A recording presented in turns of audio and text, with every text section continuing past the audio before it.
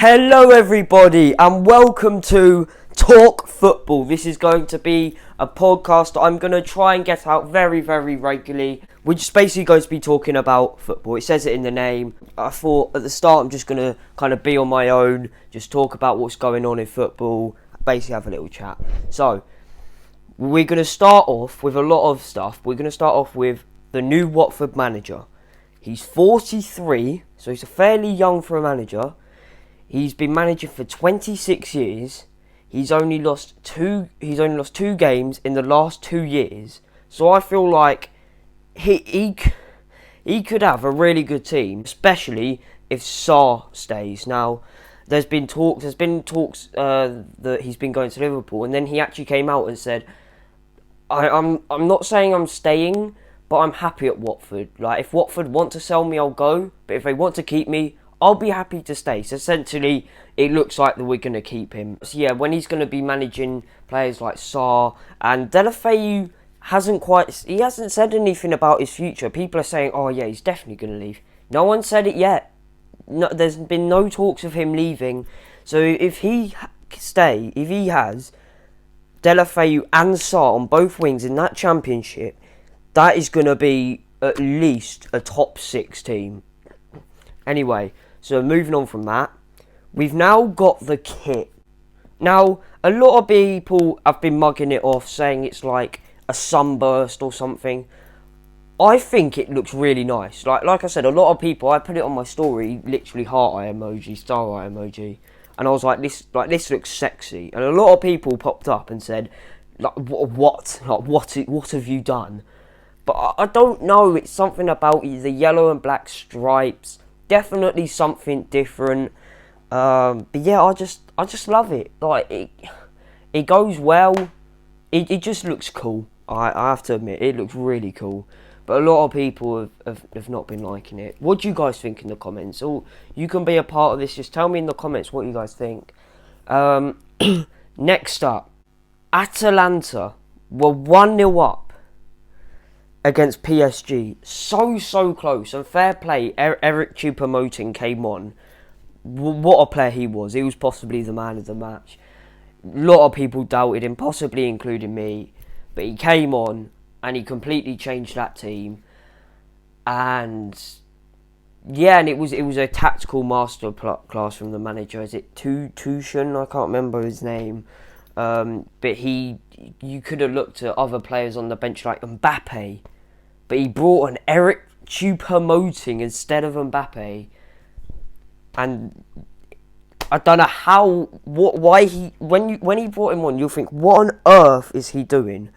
He brought him on, and he looked like one of the best players in Europe. It was incredible. Fair play to Choupo-Moting. But incredible game. Fair play to Atlanta as well to get into the quarterfinals. They had a bit of an easy run, I would admit. They had Man City, I think they had Zagreb and someone else in their team, in their group. They came second. They then beat Valencia. Don't get me wrong, a tough team to beat, but then they're not up there with PSG in that. So they came in as definitely the underdogs. Fair play, but they really showed them that they might not be the best team in Europe, but they definitely could be up there when they went 1-0 up against PSG. But yeah, next up, Eddie Howe has been sacked from Bournemouth.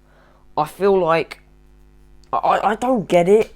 I feel like he would have been better for the Championship. Like, if you would have sacked him, you would have sacked him mid to coming towards the end of the season when they were, by the relegation zone.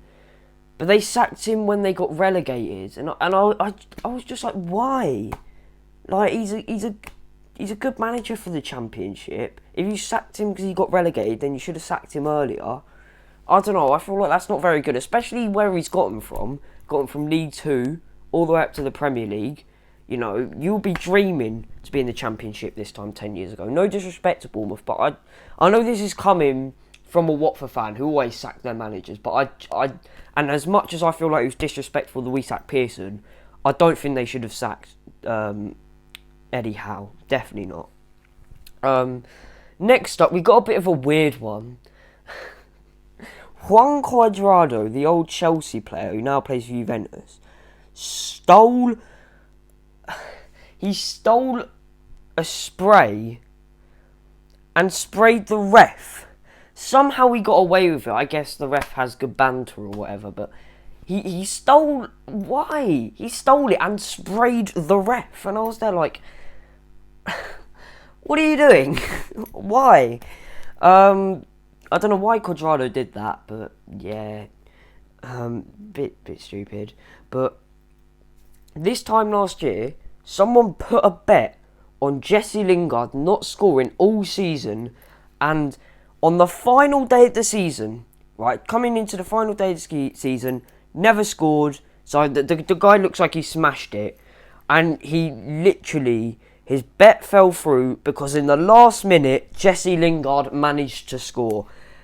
How devastated would you be right now as that guy? Like, you've put a bet, you've gone through 37 games, you're there like, oh, I'm gonna do it, like, there's no way, and then Jesse Lingard manages to score, and the football gods have blessed people. Definitely not the man who put on the bet, but oh my gosh, like, if he'd scored earlier on, fair enough. He scored on the final day of the season to probably break that man's heart of thousands of pounds, probably. But next up, Birmingham have retired the number 22 shirt because Jude Bellingham has left the club, even though he's only 17 and only played like 40 games for the club and scored 4 goals. And the very weird thing is looking like that Jadon Sancho's going, so he's going to replace Jadon Sancho at Dortmund, and he's the Birmingham team are retiring the number 22 shirt. Why? I'm confused. He's 17. He's played like 40 games for you, and you're retiring the shirt. If we went on to retire, maybe not probably Troy Deeney's number 9, but let's say if Chelsea went on to retire the number 26 shirt for John Terry, that's fair enough. He's been there for years. He's a club legend. He's won titles. He's won Champions League, won the FA Cup, won the Carabao Cup. Jude Bellingham, yes, he could look like a star in the making, possibly, but he's 17, hasn't played that much games for you, hasn't won anything, like trophies-wise. I know that's coming from a Watt fan, but like, what? Why? You've retired his shirt.